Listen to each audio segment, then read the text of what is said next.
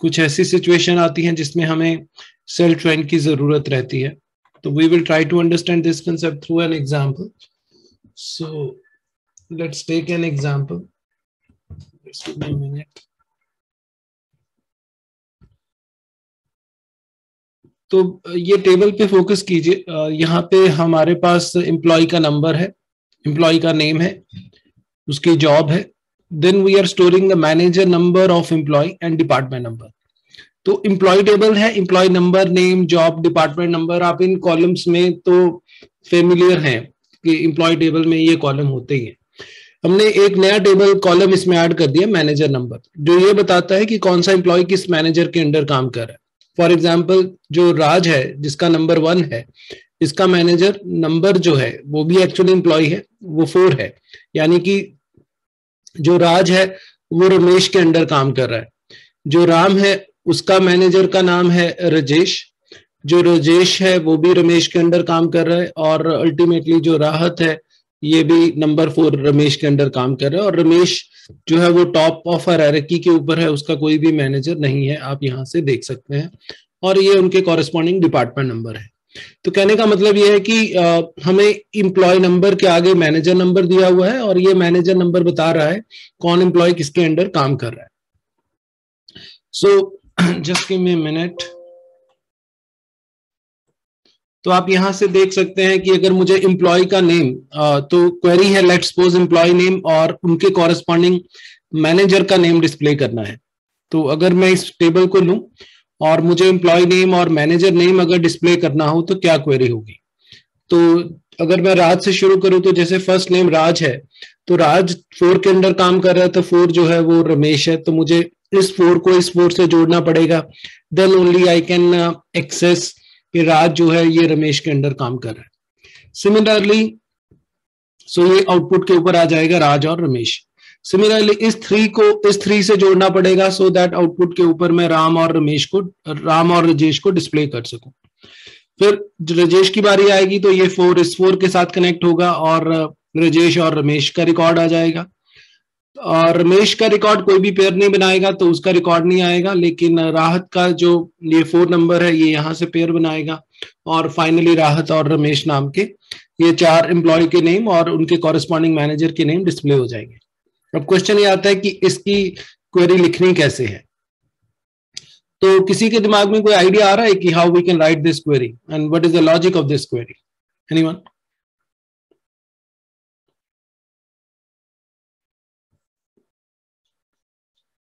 Anyone? What is the logic of this query? कोई तो बोलो.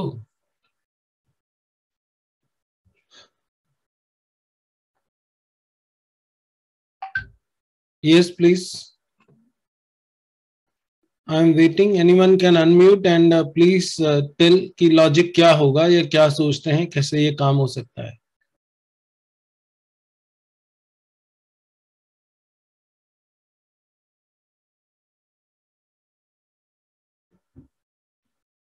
What is the logic?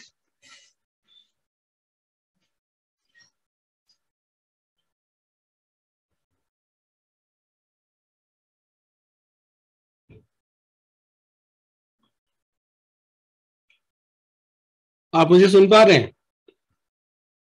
Yes sir. Sir manager number और ई number compare कर लेंगे.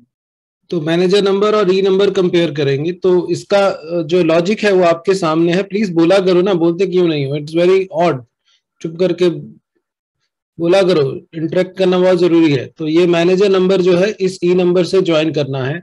तो इस प्रॉब्लम स्टेटमेंट में मुझे ये मैनेजर नंबर और ये ई नंबर आपस में ज्वाइन करना है. तो ये एक ही टेबल के 2 कॉलम्स आपस में ज्वाइन हो रहे हैं जो लॉजिक से सामने आ रहा है. तो इसलिए हम इस केस को सेल्फ ज्वाइन कहते हैं. और देखने में ये प्रॉब्लम बड़ी टिपिकल सी लग रही है कि कैसे मैं एक ही टेबल के 2 कॉलम को ज्वाइन करता हूं.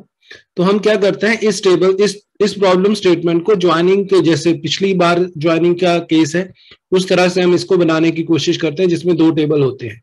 तो हम क्या करते हैं, इसको उस तरह से ट्रीट करते हैं जैसे पिछली बार हम कर रहे थे. तो मैं अब क्या कर रहा हूं, एक ही टेबल की 2 कॉपी बना रहा हूं.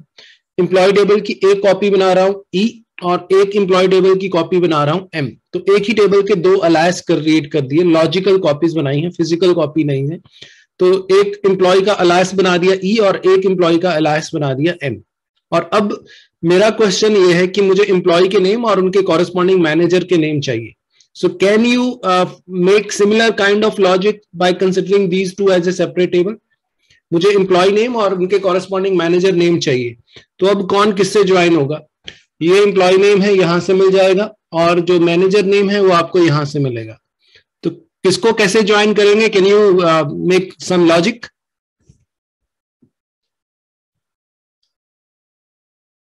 Anyone?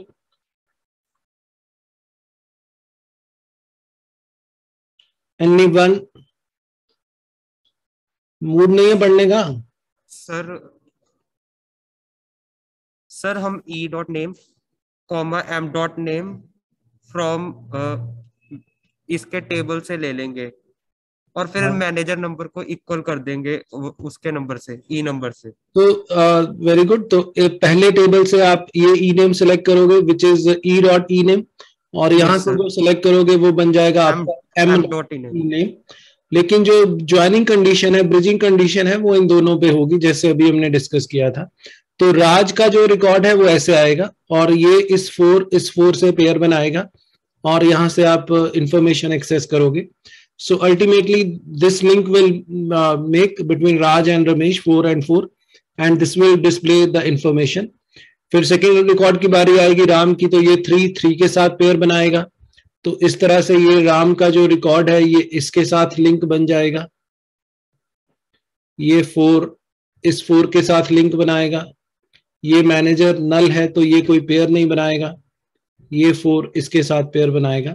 So ultimately you can see, मैं इसको दोबारा दिखाता हूं, तो अल्टीमेटली यू कैन सी कि these will be the pairs जो हम आपस में कनेक्ट करेंगे और उसके बेस्ड ऑन हमारी जो क्वेरी है उसकी आउटपुट हमें मिल जाएगी। तो finally you will get this as a outcome और उसके पीछे जो क्वेरी है वो ये रहेगी। So now I request all of you to please use chat box to give me the solution in the query कि क्या query का solution रहेगा। I am waiting for your responses in the chat box. Chat box use करके मुझे इसका solution type करके भेजिए कि क्या है। Query लिखिए, अब आप query लिख सकते हैं। Now the logic is very simple, already discussed भी हो चुका है।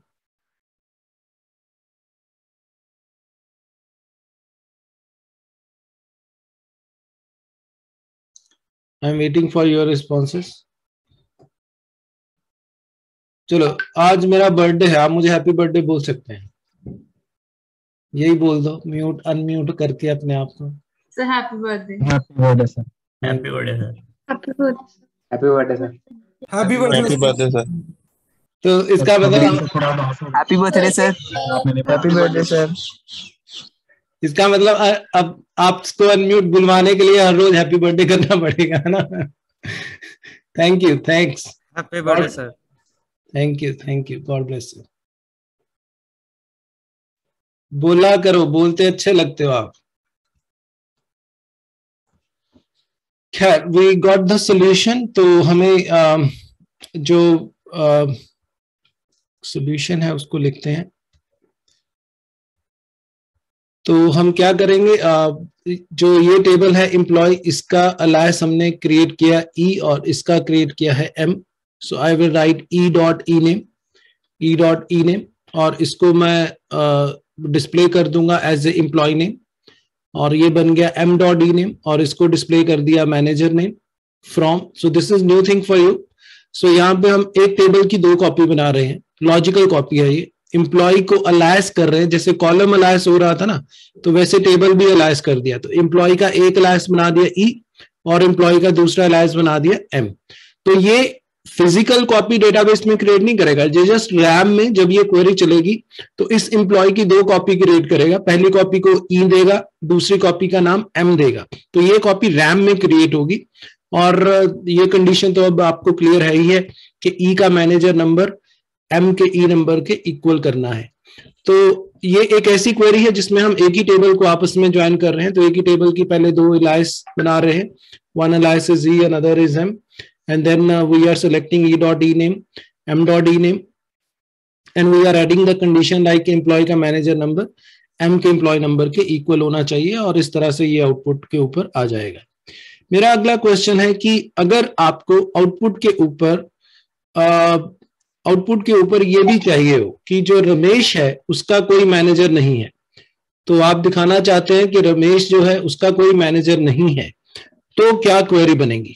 क्योंकि अभी तक जो क्वेरी लिखी है, अभी जो हमने ये क्वेरी लिखी है उसमें तो ये 4 रिकॉर्ड आएंगे जो पेयर बना रहे हैं, जो मैंने आपको यहाँ पे दिखाए हैं। So these are the records जो पेयर में आएंगे और वही 4 रिकॉर्ड डिस्प्ले करेगा। लेकिन आप दिखाना चाहते हैं कि जो रमेश है उसका कोई मैनेजर नहीं है, वो टॉप के ऊपर है, और इस इंफॉर्मेशन को इंक्लूड करने के लिए क्वेरी में क्या चेंज करोगे? Can anybody tell me? Plus sign लगा देंगे सर। प्लस लेफ्ट वाले किस तरफ ऐड होगा प्लस? सर राइट साइड आएगा। हाँ, तो एम की तरफ या ई की तरफ? एम की तरफ। एम की तरफ। तो ये मैनेजर नेम है, मैनेजर इधर था एम में, तो यहाँ पे नल है, तो जहां नल है वहां प्लस आएगा। So yes, I have a solution. तो आप देख सकते हैं कि हमने एम की तरफ जो है वो प्लस ऐड कर दिया है। फुल टेबल अब आपका लेफ्ट साइड का ऊपर है। So this is a case of left outer join. So this is the example of self join through which we can solve it. Okay, अब इसी टेबल में, इसी डेटाबेस में मैंने एक और कॉलम ऐड कर दिया है, डेट ऑफ ज्वाइनिंग, जो बताता है कि किस एम्प्लॉय ने किस दिन कंपनी को ज्वाइन किया है।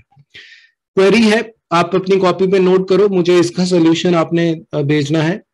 Find out employee name, find employee name who joined the company before their manager. तो हमें उन एम्प्लॉय का नाम चाहिए जिन्होंने कंपनी को ज्वाइन किया है बिफोर देयर मैनेजर, मतलब अपने मैनेजर से पहले उन्होंने कंपनी को ज्वाइन किया हुआ है। तो इस क्वेरी के लिए आपको सिर्फ नाम ढूंढने हैं उन एम्प्लॉयज के जिनकी डेट ऑफ ज्वाइनिंग उनके मैनेजर से पुरानी है। So display E name who join the company before their manager. So अगर ये है क्वेरी, तो अगर ये प्रॉब्लम स्टेटमेंट है तो क्या सोल्यूशन होगा? Please take your time and write the query. Display E name who join the company before their managers.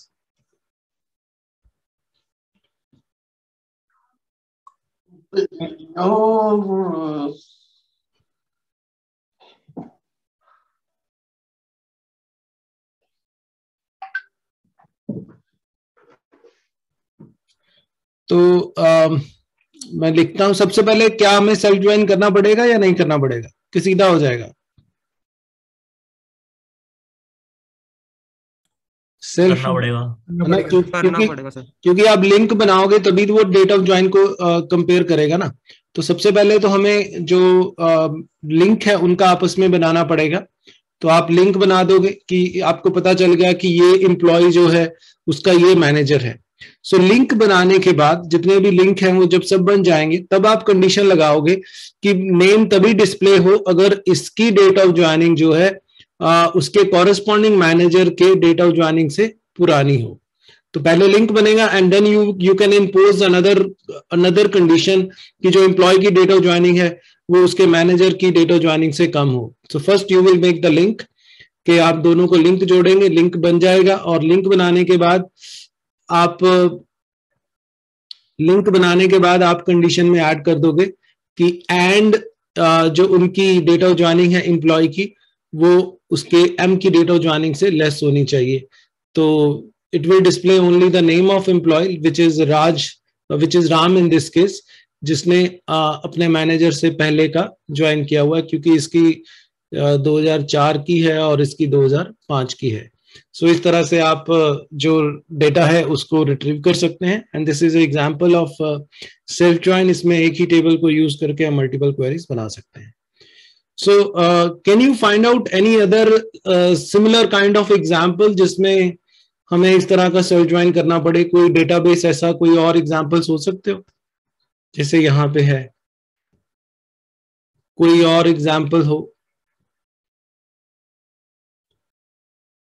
कोई और सेल्फ ज्वाइन का केस हो सकता है? कोई भी एग्जांपल आपके दिमाग में आ रही हो, कुछ डेटाबेस रियलिस्टिक सा हो, जिसमें भी आपको सेम तरह से कुछ काम करना पड़े क्वेरी को लिखने के लिए।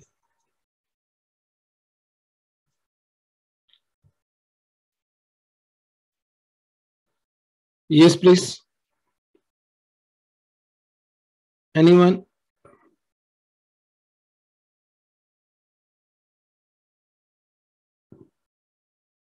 डिपार्टमेंट नंबर की बेसिस पे कुछ बना सकते हैं कि मैनेजर का डिपार्टमेंट नंबर और एम्प्लॉय का डिपार्टमेंट नंबर। नहीं, चलो ये तो एम्प्लॉय डिपार्टमेंट वाला तो हो गया केस एक। कोई और एग्जांपल बिल्कुल इससे डिफरेंट कोई केस सिचुएशन हो जिसमें आपको लगे कि हाँ कुछ ऐसा करना होगा, कर सकते हैं। एम्प्लॉय डिपार्टमेंट के अलावा कोई और सिचुएशन आपको लगती है कि कोई ऐसा केस और भी होता होगा कोई, कि ये सिर्फ एक यूनिक केस है, ऐसा कुछ और नहीं हो सकता? सर जैसे अगर स्टूडेंट टेबल हो उसमें नेम्स और सिटीज दिए हैं स्टूडेंट्स की और फाइंड करना हो दो स्टूडेंट जिनकी सेम सिटी है। ओके, सेम सिटी है स्टूडेंट की। हाँ, तो ये भी पॉइंट भी ठीक है कि स्टूडेंट की सेम सिटी है, सिटी सिटी पे आप पेयर बनाओगे। Yes, so yes you are correct कि अगर सिटी है और सेम सिटी के ऊपर हम चेक करना चाहते हैं दो स्टूडेंट्स जो सेम सिटी में से हैं, उनको करने के लिए हम यूज कर सकते हैं। Okay good. मेरे दिमाग में एक और एग्जांपल है। फॉर एग्जांपल अगर मैं स्टूडेंट का ही डेटा है और स्टूडेंट की इंफॉर्मेशन के साथ मैं चाहता हूं कि स्टूडेंट का नाम आ जाए और उनके कॉरेस्पॉन्डिंग उनके ग्रुप लीडर का नाम आ जाए। जैसे अभी आप प्रोजेक्ट बना रहे हो तो उसमें एक प्रोजेक्ट लीडर मान लो है, या और जर्नलाइज बना देता हूं कि स्टूडेंट का इंफॉर्मेशन है और सीआर की इंफॉर्मेशन है।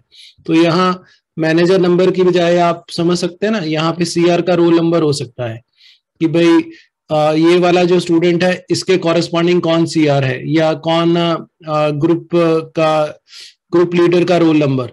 तो ये जो 3 बच्चे हैं इनका जो ग्रुप लीडर है वो 2 नंबर वाला है। सो इस तरह से हम स्टोर कर सकते हैं। 2 में तो नल आ जाएगा, यहाँ नल आएगा, यहाँ 2 आ जाएगा, यहाँ 2 आ जाएगा।